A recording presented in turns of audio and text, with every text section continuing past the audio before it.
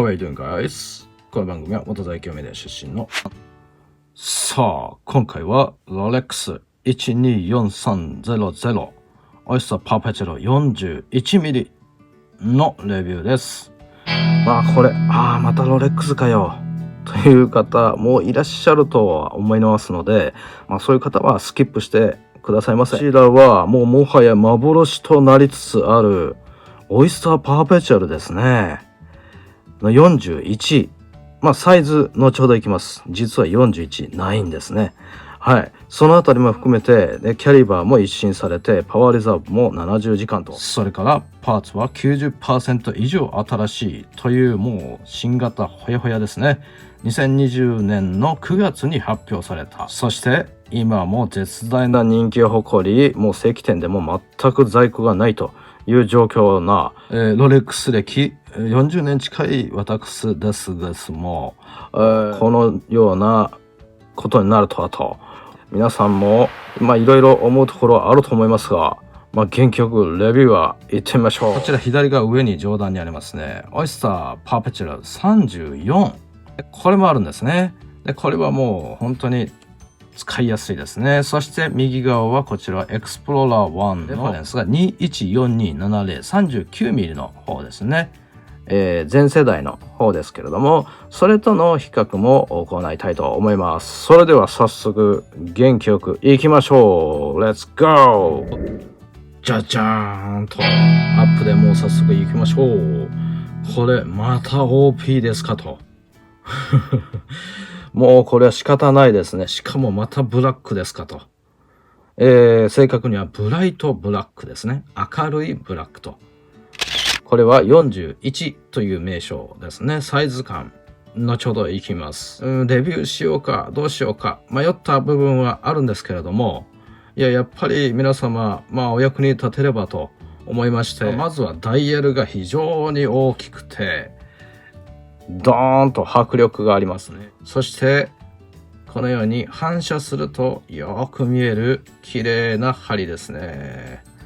これはホワイトゴールドですね。そして 41mm、36mm この369のバーインデックスがアプライドがですね、二重線になるんですね。ご覧の通りですね。そしてトップに王冠マークが入っていますと。シェイプはですね、この美しいドーム型エクスプローラーとは違うこの丸みを帯びたこのベゼルですね。ふわっとしたところ、ここの角ですね。そしてその上にサファイアクリスタルが乗っていると。もうまっすぐ平面で乗っています。ピタッとした感じですかね。そして横に行きますと、こちらも本当にカーブされて丸められたこのように映り込んでいますけれども、綺麗です。で、反対側はこのようにやはりふっくらとしたスパではなくてですね、ソフトなフレンチトースト、そのような感じのイメージ。全部いきましょうか。裏はいつものロレックスの裏蓋で閉じられています。それから今回OP が41になったと。今までは39までだったんですね。で、それに伴って大きくなるということで、このラグ幅ですね、このベルト幅、フラッシュフィットのところですね、21mm になっています。1mm 大きくなりました。ですので、この、センターからぎゅーっと、絞り込まれていくんですけれども、割と若干張り出し気味となっていまして、これはデザイントレンドですね。今時のいわゆるラグジュアリースポーツと呼ばれる部類のものに合わせているような、ロレックスが合わせるのかどうか、普通はね、ロレックスのトレンドを作っていきますので、ラグがギュッと張り出していますね。比較で後ほどいきましょう。そしてブレスレットは、独立3連ブレスレットになっていますね。ほとんど動かないんですが、もう 0.5 ミリぐらいの可動域ですね、ここの真ん中の今センター、リンクのところですけれども、写真挿入した方が分かりやすいかと思います。これ動くんですね。で、あんまり動きすぎないというところで、いつも申し上げるんですが、輪っかを作るようなイメージで、あんまりふにゃふにゃしない感じですかね。そのような装着感を作り出すと。この一コマ一コマはこっちの方が分かりやすいですかね。微妙にカーブされていて、この、瓦のようにまっすぐ、一コマまっすぐではないんですね。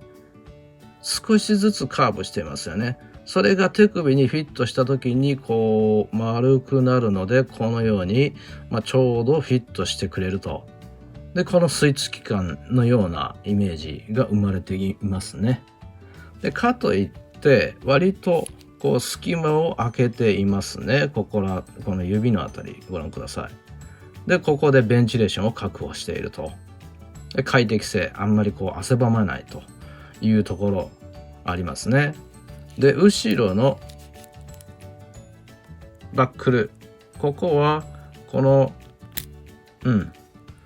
爪がありまして、ここに引っ掛けてパチンとすると。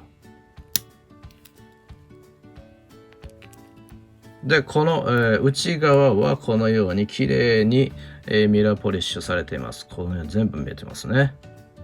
おー、綺麗。もちろんイージーリンクですね。ここは5ミリ、今この状態ですよね。ここから5ミリポコッと出てくるんですね。ポコッと出しますと、この分だけ、約5ミリですけれども、この分だけ、延長されると。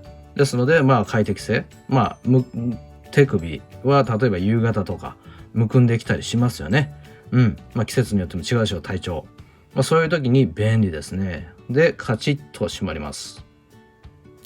このパチンと、もう頑丈と、安心できるサウンドが響きますね。そしてもう一度締めましょうか。ここはですので、このバネによって、このバネ機構ですね。パチンといきます。そうですね。今までコトンという表現もあるんですけれども、どちらかというと、パチンという軽やかな、締め具合、ロック感が音として響いていますね。とっても綺麗ですね。で、ダイヤルについては、いつものという感じですけれども、ちょっとオレンジを足してみましょうか。ですので、黒にプラスしてわずかに茶色がかったようなイメージ、わかるかな、この辺りは、視認性も非常にやはり良いですね。黒ダイヤルとはいえですよ。やはり視認性は白バックの方が良いかなとは思うんですけれども、全く問題ないですね。見るたびに美しいなと。さらに寄せてみましょう。ぐーっと。指紋ですとかホコリはもうどうしてもついてしまい、インデックスの立体感がよく見えるかなと。もう四角の棒状のブロックのようになっていますよね。このように。で、キラキラっと光りますね。うわ、綺麗。この辺りがやはり高級感、キラキラっと光りますので、いくらベーシックなオイスターパーペチュアルといえどもですね、やはり存在感、その控えめな中の存在感、私はこの辺りが好きですね。もちろんスポーツモデルもプロフェッショナルモデルも好きです。大好きですね。やはりドーンとした感じ、そして大体セラミックでね、覆われたテカテカっとしたね感じ、非常に美しいですよね。で、またこれ OP も違う良さがあると。で、この周りの周囲はルーレット刻印と呼ばれるロレックスというふうに連続して、キャリバーは、3230の新型キャリバーと、パワーリザーブは70時間で、このパーツですね、39ミリに比べるとパーツは 90% 以上新しくなっていると。もうほぼ丸々取っ替えているというところですね。詳しく言いますと、こちらまず素材はステンレススチールですね。オイスタースチールと呼ばれています。こちらは 904L ステンレススチール。系統に属しと書いていますね。一般的には最高の耐食性が不可欠なハイテク産業、航空宇宙、化学産業で使用されていると。でこちらは非常に耐久性があり、研磨性にも優れている。その美しさを保ち続けると。これよく言われるのが、例えばダイバーズモデルですと、ダイビングをして、その後海水もちろんついていますよね。特にそれで洗わなくても大丈夫だよと。もうそういうレベルの耐食性を誇りますよね。素晴らしいと。そして中身見えませんけれども、ムーブメントは3230ですね。そして2020年に発表されたムーブメントです。こちらは、あまり語られることはありませんけれども、さらに高いエネルギー効率と信頼性を両立させるロレックスが特許のクロナジエスケープメントを採用しています。続きまして、精度は、これは日差-2から+2秒。ケーシング5ということで、もちろんコスクは通過。コスクというのは、クロノメーター検定のことですが、を通過して、さらに自社、ロレックスの中において、精度を、+-2秒に収めるという素晴らしい精度ですね。それから振動子は常時性ですね。常時性ブルーパラクロムヘアスプリングと、そして高性能パラフレックスショックアブソーバー。これは要は、衝撃の吸収等々ですね。ショックアブソーバー、吸収と言いますね。それでは早速サイズに行きましょう。一応名称は41なんですけれども、実際のサイズというのは 40mm 以下ですね。39.6mm ですから、名称の呼び方というふうに考えた方がよろしいかなと。そしてあとはその41mmサイズ並みのこのドーンとした存在感、確かにもうドーンとしていますね。そして縦のラグトゥラグですね。これ手首に最も大事なところですけれども、こちらは 47.4mm となっていますね。ですので 50mm 以下ですから、もう全く問題なくフィットしてくれますね。それからシックネス、厚みは 11.6mm となっていますね。十分に薄型と。このラグウィズですね。フラッシュフィットのベルト幅と言ってもいいでしょう。21mm に拡大されています。わずか 1mm なんですけども、ラグからブレスレットにかけてのラインがたくましくなっている。これちょっと実際にエクスプローラーと比べてみましょうか。いかがでしょうか。ほとんど同じですね。エクスプローラー214270、これはもう旧型モデルと言っていいでしょうかね。ベルトの幅がこれは 20mm なんですね。わずかに違うんです。本当にわずかな差ですけれども、正面から見た時にどうでしょう。そんなに違いはないんですけれども、はめた感じというのは、こちら OP41 の方がドーンと体積の方ですね。そしてあとはダイヤルの大きさ、つまりこの黒い部分ですが、この黒い部分が OP の方が 1mm 大きくなっています。ですので、よく見るとダイヤルはやはり大きめに見えていますよね。で、こちらエクスプローラーの場合には、ここのベゼルが割と太め、まっすぐのスムースベゼルになっていますので、こちら左側はドームドベゼルですね。ほとんど同じですけれども、最新の OP41 は割とスッとまっすぐ伸びていますね。エクスプローラーの方は少しラグが下がっていますね。斜めにギュッと。このあたりが違うのかなと。で、今のいわゆるラグスポ的な感じですと、なんとなく平面がドカーンと来て、その後にブレスレットが綺麗なブレスが続くと、そのあたりを意識してるのかなと。それがいわゆるデザイントレンドとして今採用されたのかなと。それでは OP 同士の比較でいってみましょう。左が41、右が34になります。まあもう歴然ですよね。ブレスレットの幅も全然違いますし、もちろん本体の体積も違いますね。両者ともに美しいですね。なんと言いますか、しっかりバランスが取れていると。小さめには小さめのバランス、大きめには大きめのバランスがあると思うんですけども、それが崩れていないですね。そのコンセプトデザインコード的なところですけれども、タイムグラファーです。これもう全然待つ必要もなくてですね、まあご覧の通り、まずは左から0セカンドパーデイ。そして振り角アンプリチュードは262度。ビートエラー0。そして28800振動。4ヘルツとなります。すごいですね。このあたりはもう、語ることもないと。もうまざまざと事実を見せつけられる感じ。すごいですね。私も、もうしばらく長きにつけていますけれども、ほとんどゼロですね。厳密な、10日間の、セイドマラソンやってもいいんですけれど、ほぼゼロですね。今までのロレックス、セイドマラソンありますけれども、リンク貼っときましょうか。本当にゼロが続くので、本当はすごいなというところですね。はい。次はリストショット行きましょう。レッツゴー。スーッと。いつもの距離になりますけれども、このような感じで釣ります。見た感じは大きめに映りますね。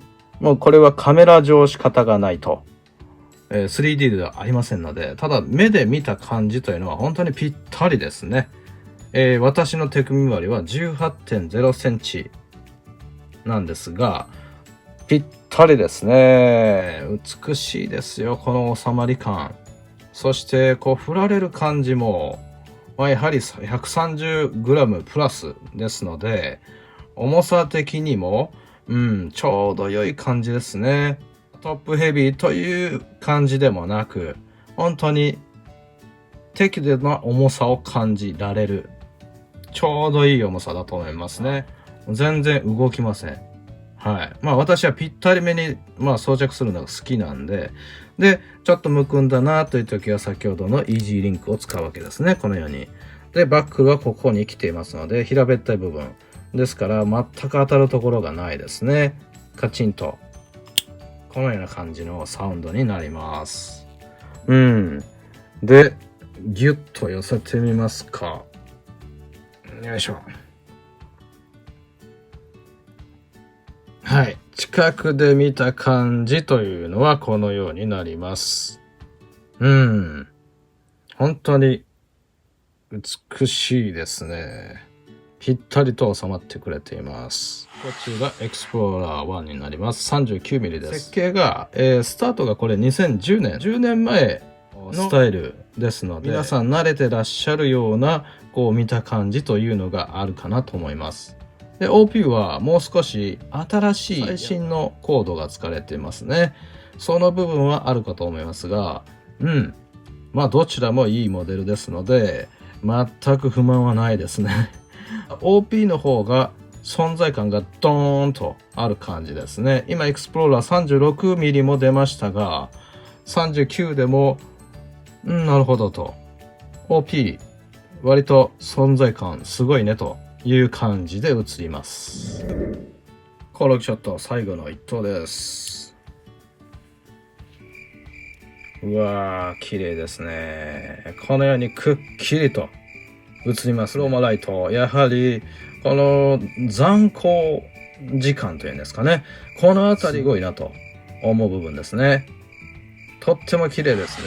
それではサマリーです。皆様いかがだったでしょうか。いつものことではございますが、ロレックス今の状況ですね、思わしくないという思いの方もたくさんいらっしゃるとは思うんですけれど、それが現実なんですね。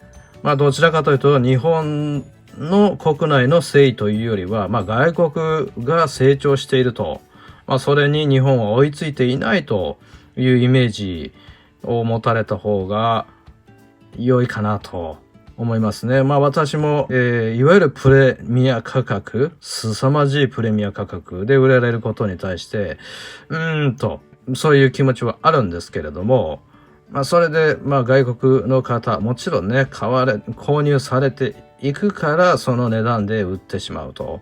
ですので、プレオーンマーケットというのは非常に高額で取引されていますね。で、こちら正規店価格は、62万5千円ですかね。で、それに対して二次流通マーケットですが、こちらは100万円と現在のところなっています。そのような観点からいくと、正規店価格というのは合ってないようなものですけれども、非常に、日本人としては厳しい情勢続きますね。そんな気持ちも私も共有していますので、それが良しとは思えないですけれども、世界の趨勢には逆らえない部分というところがあるのかなと。もちろん、その二次流通マーケットでも、やはり儲けたいと思うのが心情ですから、これは、原理原則ですのでね、なかなか否定もしにくいところです。はい。そういう、若干苦い、ビターなね、味のするロレックス、今時のロレックスになってしまっていますけれども、それでも、私はロレックスやはり好きなので、別に、いわゆるプレミア価格のモデルでなくても、というよりも、オイスターパーペチュアルが逆に好きなんですね。デートジャストももちろん好きですね。そのようなイメージで、私の場合はコレクションしていく感じですので、これはレビューしようかなと最初にね、申し上げたんですけど、そういう意味合いがありましてね。はい。皆さんも、どう感じなられたか、コメントいろいろくださるとありがたいです。で、あとは 34mm ですとか、エクスプローラーの、加工動画もありますので、リンク貼っときますね。はい。それでは今回は以上にいたしましょう。皆さん頑張って今日もいってらっしゃい。